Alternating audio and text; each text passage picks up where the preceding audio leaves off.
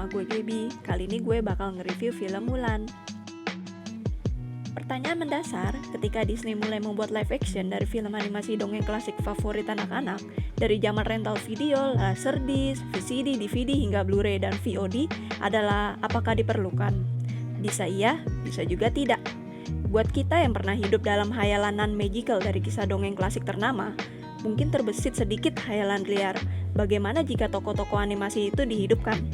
Well, karena memang menurut hukum kehidupan, kita tidak selamanya menjadi anak-anak. Kadang kita mengenangnya dengan mewujudkan setiap imajinasi yang kita miliki di masa lalu. Dan Disney punya jawabannya, menciptakan proyek live action dongeng animasi miliknya.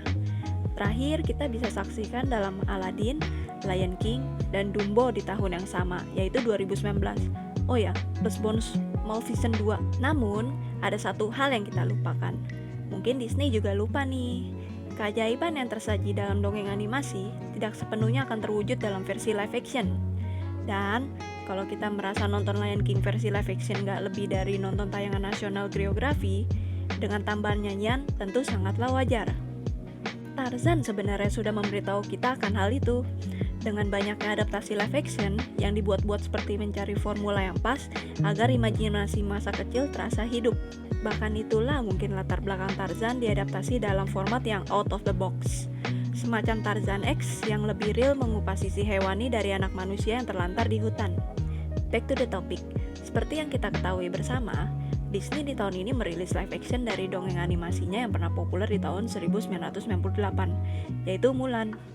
Yang menarik diikuti sebenarnya bukan filmnya itu sendiri, tetapi begitu banyaknya kontroversi yang hadir bersama dengan film Mulan. Mulai dari isu boykot di Hong Kong atas pernyataan pemeran tokoh Mulan, Liu Yifei, mendukung aksi polisi Hong Kong mengatasi demonstran lewat akun Weibo-nya tahun lalu, hingga keputusan Disney yang tiba-tiba memindahkan penayangan Mulan dari rencana big screen akibat pandemi jadi ke small screen, layanan streaming Disney+. Keputusan tersebut sempat menuai protes dari UK Cinema Association, dan Disney juga dicurigai jangan-jangan semua film layar lebar miliknya akan diperlakukan sama, seperti Black Widow misalnya, berpotensi masuk ke layanan streaming juga. Tapi CEO Disney Bob Chapek bilang gak usah khawatir, keputusan ini berlaku hanya untuk Mulan. Pernyataan Bob Chapek menjadi kenyataan setelah Black Widow pindah jadwal tayang ke 7 Mei 2021. Sebenarnya, antara pegang omongan atau melihat kenyataan Mulan gak cuan, memang setipis rambut bedanya. Disney dan Niki Caro sang sutradara melakukan manuver yang cukup ekstrim memang. Menghilangkan nyanyian di film, menghilangkan unsur komedi, menghilangkan si jangkrik pembawa hoki, menghilangkan musuh si naga merah yang so tau, dan mengganti pelatih pasukan Mulan menjadi Yip Man yang seumuran bapaknya. Habis itu membuat love interest Mulan diganti jadi teman satu regu, dan sisi percintaan pun dikecilkan kadarnya. Itulah yang melatar belakangi Mulan dibuka dengan ocehan tentang Chi, dan penggambaran jika wanita dilarang mengembangkan Chi. Dan agar tokoh Mulan tidak perlu susah-susah dilatih dari zero to hero, karena memang sudah dikaruniai Chi sejak lahir.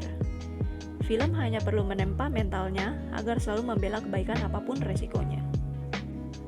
Yang paling mengembirakan memang aktor-aktor Tiongkok yang pernah hits di masanya muncul kembali, seperti Jet Li, Donnie Yen, Jason Scott Lee yang pernah hits jadi legenda Bruce Lee.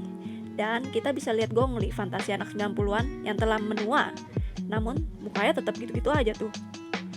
Mendengar kembali suara Christina Aguilera membawakan soundtrack Mulan saat kredit title bergulir, terasa lebih menyenangkan dibandingkan dengan menyaksikan martial art yang nampak setengah-setengah.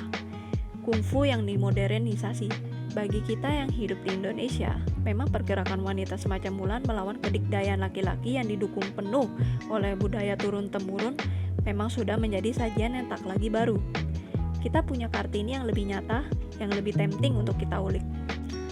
Ketika apapun tidak lagi menonjol, bahkan logo pembuka Disney yang menawarkan sesuatu yang magical tak lagi mempan, lalu film Mulan tuh film apa? Entahlah. Ketika beberapa menit, live action Mulan berakhir tidak ada apapun yang membekas. Imajinasi kita tuh akan selalu kembali ke versi animasinya di tahun 1998. Ketika nyanyian, cinta, lelucon ala Eddie Murphy, pemberontakan, dan keajaiban lebih memiliki keseimbangan menjadi satu film yang tak terlupakan. Oke semuanya, sekian review dari gue. Sangat disayangkan ya filmnya agak flop, padahal jadi tunggu-tunggu. Oke, thank you yang udah nonton. Jangan lupa di subscribe, like, share, dan nyalain notifikasinya. Bye!